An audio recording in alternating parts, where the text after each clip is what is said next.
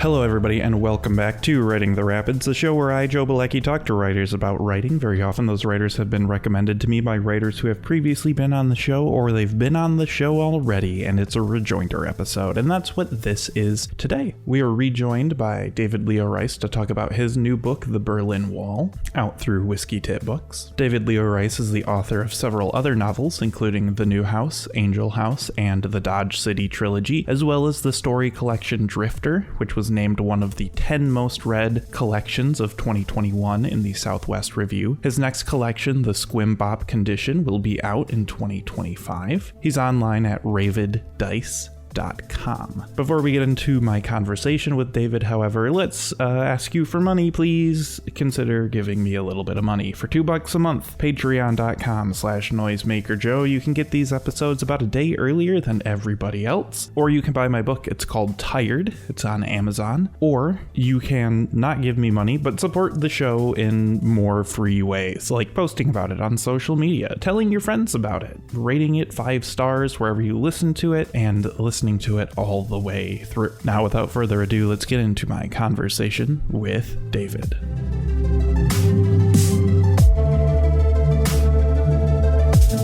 Do you remember the SNL Weekend Update Bill Hader character, Stefan? Yeah. I felt like Stefan reading this book because it's like, oh man, this book has everything. Esoteric Euro nationalism, time loops, road trips, mpreg, everything. And you know, I was trying to think, because I feel like it's been a while since I've read a book of yours. But I feel like in the past we've talked an awful lot about America. And The Berlin Wall is a very European book. So I'm interested, I guess, kind of first and foremost, why the continental shift? Yeah, partly just to seek out new ground, you know, literally and mentally, you know, and just to challenge myself to do something that would start out as different as possible, like in terms of the concept, and then work its way toward some continuity with my other work in terms of themes or in terms of types of things that happen.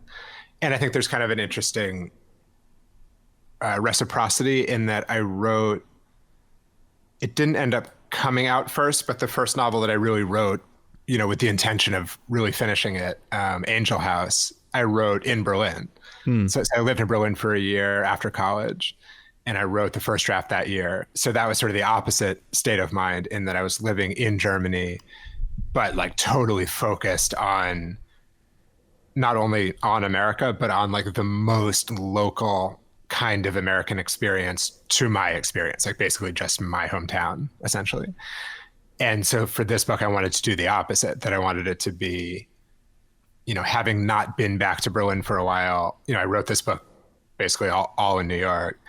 But fantasizing about the other side of that equation.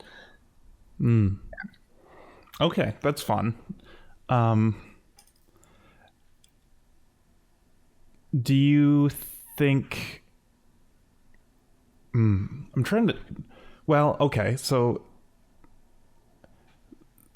I joked about it, but there is, you know, very obvious threads of nationalism.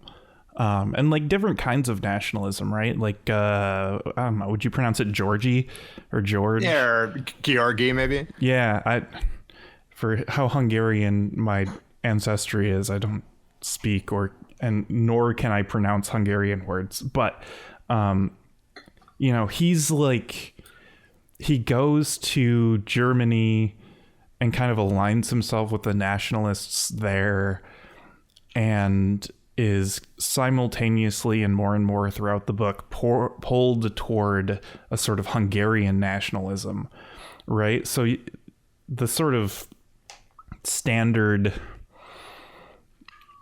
pathway you might expect is somebody starting out in one place and moving to a different place ideologically, but he never really confronts his nationalistic tendencies aside from the locale that he's decided should be in charge. Yeah. And maybe it, insofar as I wanted to empathize with him, as you have to write any character, I sort of wanted him to be drawn towards some mythic and fantastical idea of Hungary, but never be in Hungary, right? Mm-hmm. Like no scenes in the book are set in Hungary.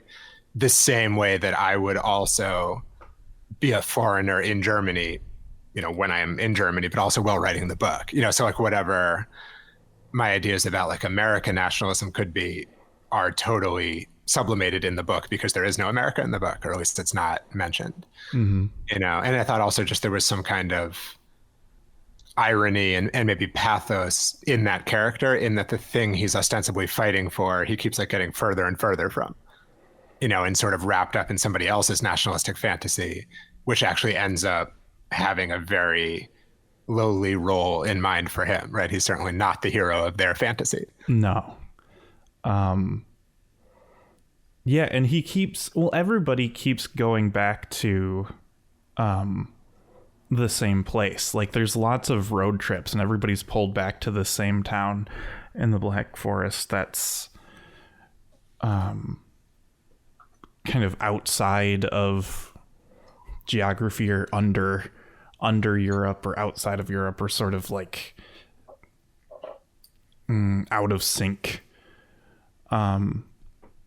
I guess it kind of reminds me of the scenes near the end of Interstellar when he's like in the fifth dimension and he's seeing all of these intersecting pathways. And so there's like that sort of like space outside of time,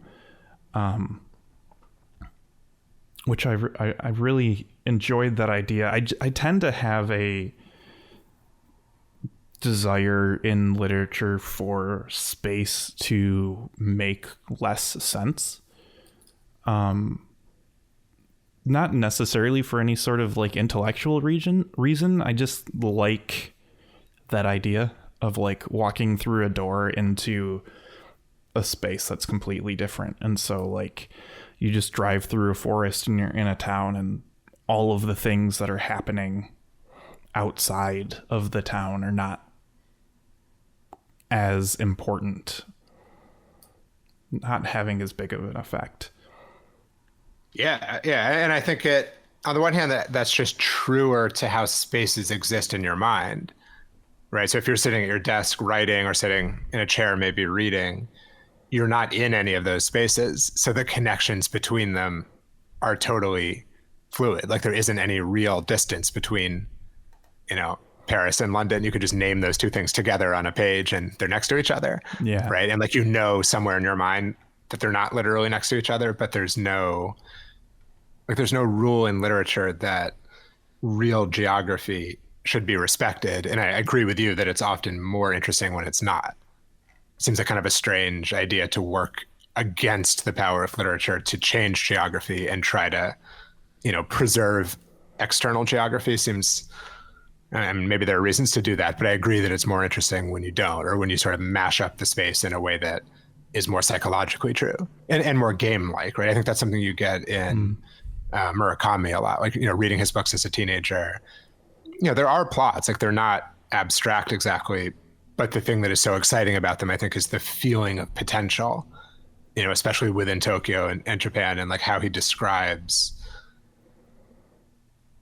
how physical reality could become a kind of liminal reality, you know, and people are always like going down wells or manholes and like popping up in other kinds of corridors. It has a bit of like a video game quality. But to me, as you know, reading those books at a really formative age, like maybe 19 to 25 or something like that, it was really the use of space that I think impregnated itself and made me not even want to do that, but just have a sense that that is how space works in novels. Mm.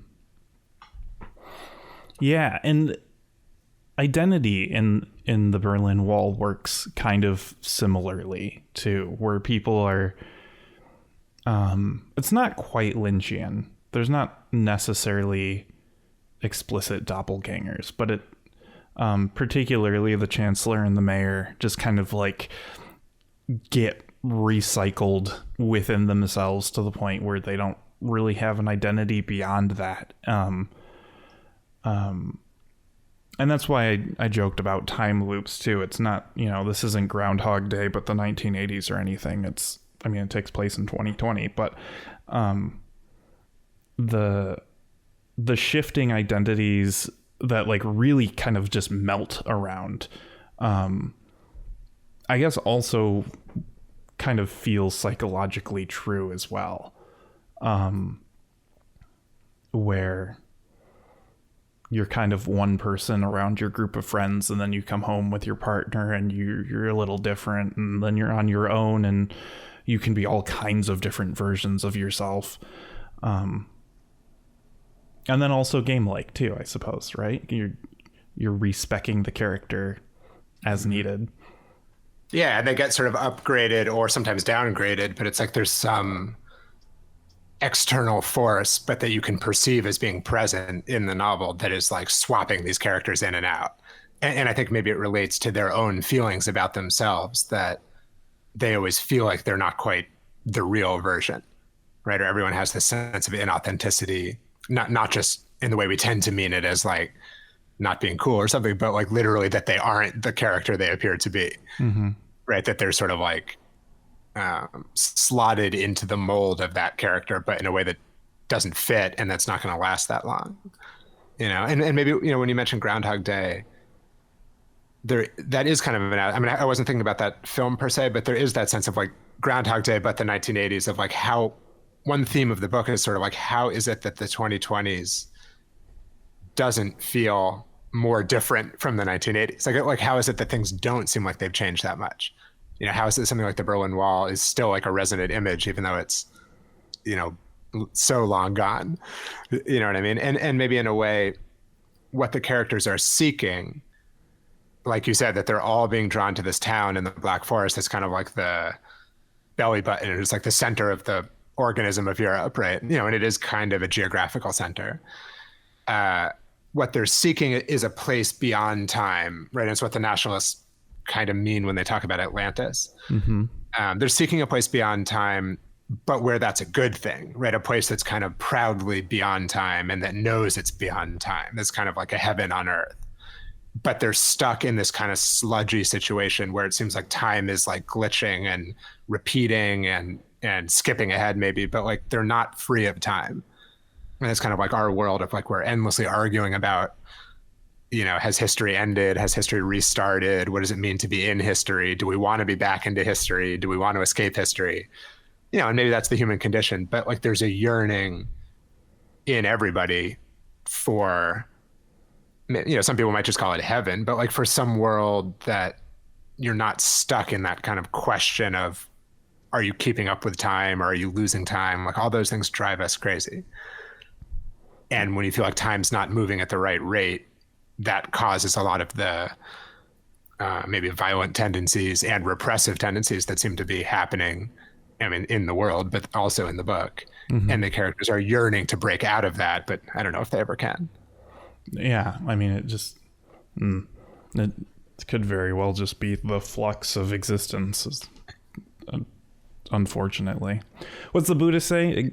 Existence is suffering because we want things. Sure. Yeah. Desire is pain, or so. Yeah. And maybe not unfortunately. Maybe it's sort of like there's a spirit of fun in it too. Like in a way you could say there's, it cheapens things, or there's a kind of like degradation of morality if you see things as a game, right? Or you might tell your kids, life's not a game or whatever, but also there's a sense of fun of like the point of games is to play them, not necessarily to win them or to overtake them, right? So there's a way of like maybe one human drive is to escape the flux, and another human drive, which I almost think is a better human drive, is to enjoy the flux once you accept that you can't escape it. Yeah. And along with the Buddhism thing, that's like the point, right? Is to just be like, yep, things are going to change. We're going to ride it. Right. Yeah, riding it is like a game too. It's like an amusement park, or it's like some journey that you're on that's not totally in your control and may have like an unknown destiny, and on some level has a horrible destiny if you think of everyone's ultimate fate. But if you can enjoy that anyway, then you're in a good place. Yeah, I think so. And that's interesting to me. I've been thinking recently a lot about like the idea of gender performance, and the labeling of clothes as costume. And I don't know, this is connecting things in my brain that like, yeah, if when you're out in the world, if you're performing and if your clothes are costumes and that's all part of it, that, maybe that Shakespeare fella had a point about all the world being a stage sort of thing. Yeah. And that certainly relates to the like fascistic tendencies in this book of, I'm far from the first person to say this, but the idea that, fascism is like squishing together the realms of morality and aesthetics, right? That it's a sort of desire to make the world look a certain way. And it often is obsessed with costumes, right? And uniforms and a certain vision of what like the male body is supposed to look like and the female body is supposed to look like, that has an aesthetic dimension and wouldn't be so bad if it were just aesthetic, the way like, someone like David Bowie or someone can just use that aesthetic and that's his own thing. But the way it becomes bad, of course, is when you start forcing people who don't want to be part of that aesthetic into the aesthetic. And, then history is no shortage of examples of what happens next. Yeah.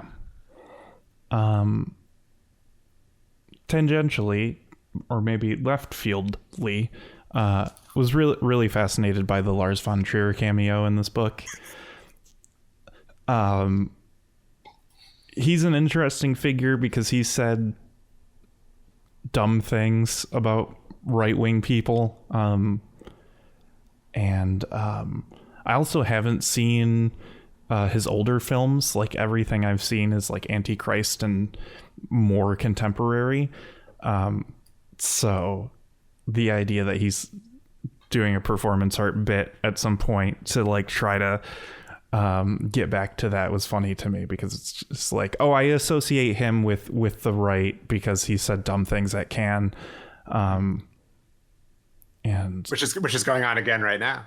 It is. Yeah. Cannes is happening as we record, and I don't know what's going on there, but, I remember once I told years and years ago, I told someone I had a kind of stress dream where somehow I was supposed to pick up Lars Von Trier at the local airport in Hartford, Connecticut, which is like the nearest airport to where I grew up. And it was like a horrible snowstorm. And, I had my parents' old station wagon and it wouldn't start, and like all the things that happened in a dream. And I forget how it even ended up. And somehow I missed him, or I got there and he was angry, or like, everything didn't work out. And I had somehow missed this opportunity to spend time with this guy who, when I was in high school was like a real, kind of an idol figure to me at that time. And the person I was telling it to said, oh, no worries, because that would never happen because he doesn't fly. Yeah, famously. Which it certainly doesn't. But I think, those films in the 90s, mid to late 90s, or actually, throughout the 90s, do actually, in my opinion, have a holiness to them. There's a kind of embodiment of what feels to me like a genuine Christianity, like a medieval Christianity of like a real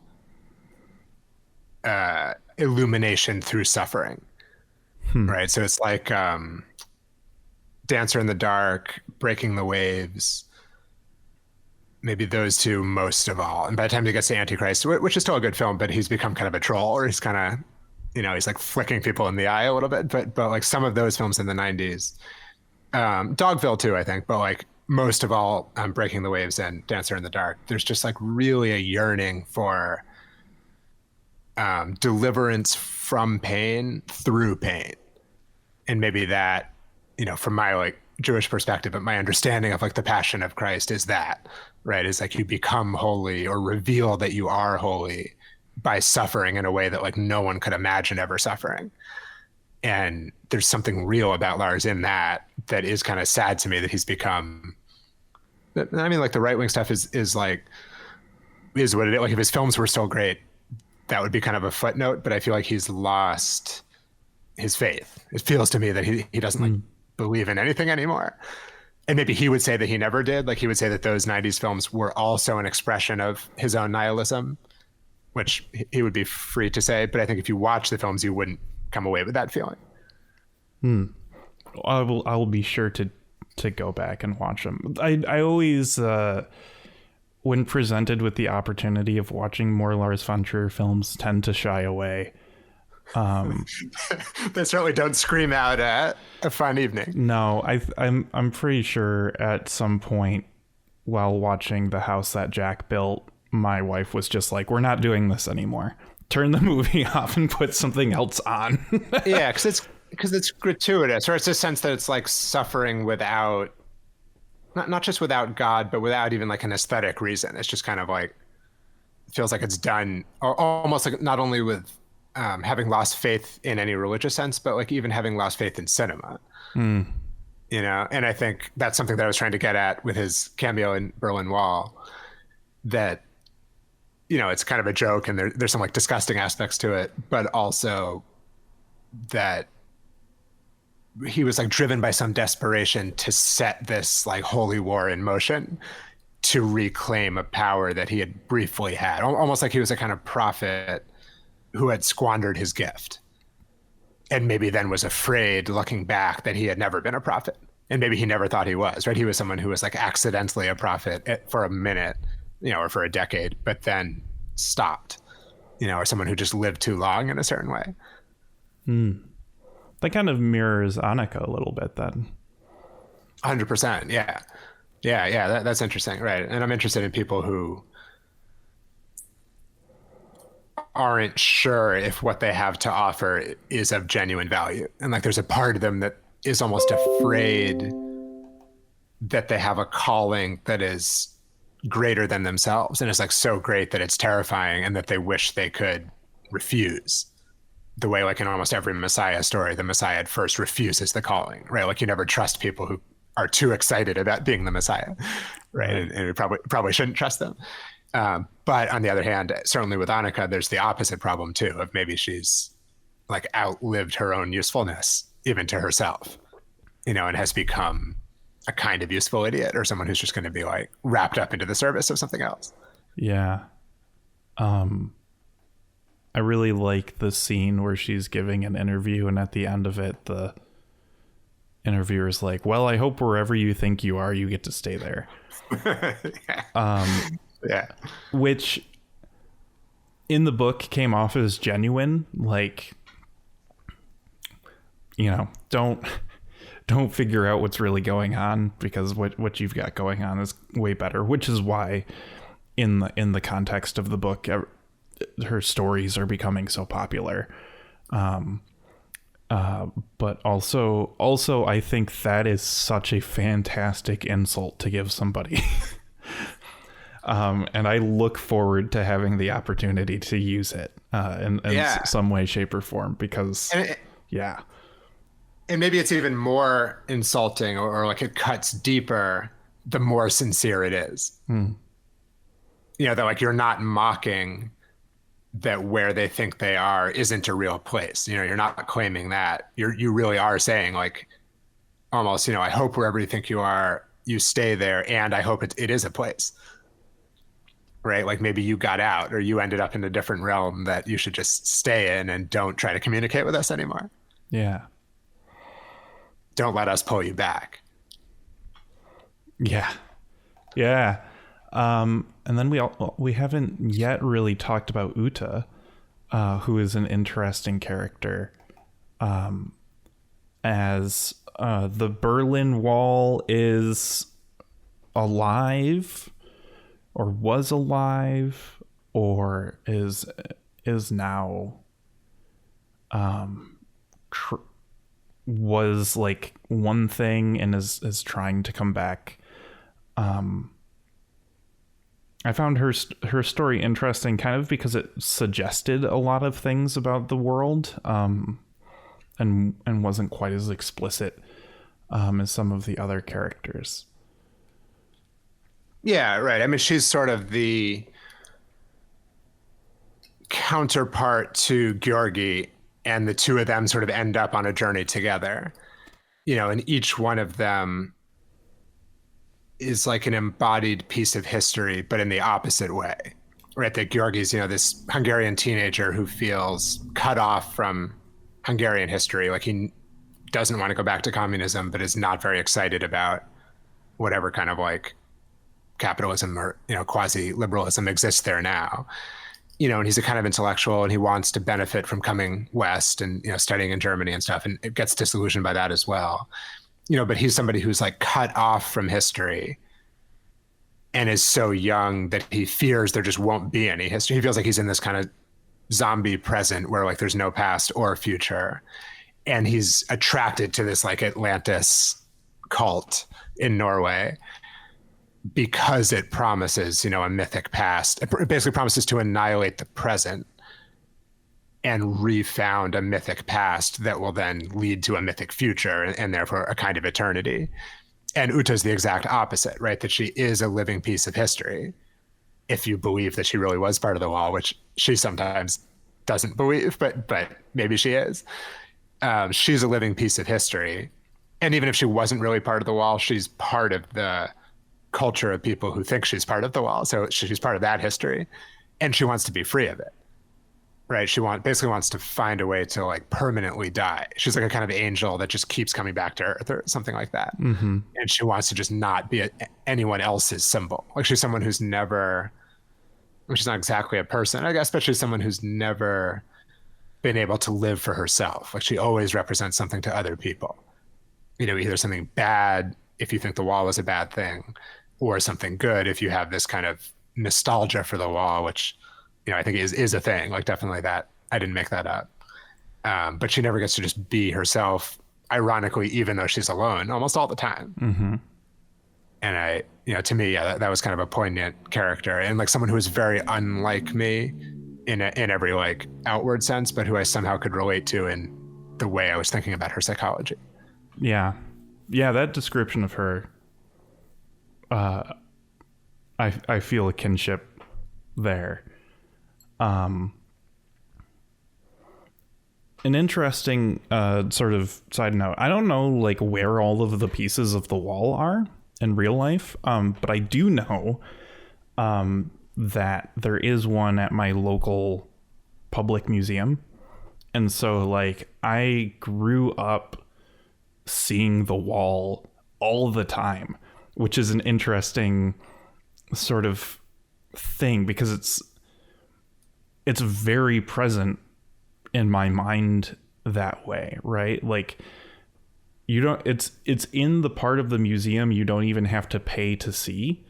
So like between the front desk and the gift shop is a piece of the Berlin Wall, and you can walk around it, right? Like you can see the one side of it covered in graffiti and walk around to the other side and see like barely any, right? And you can see how tall it is and how thick it is.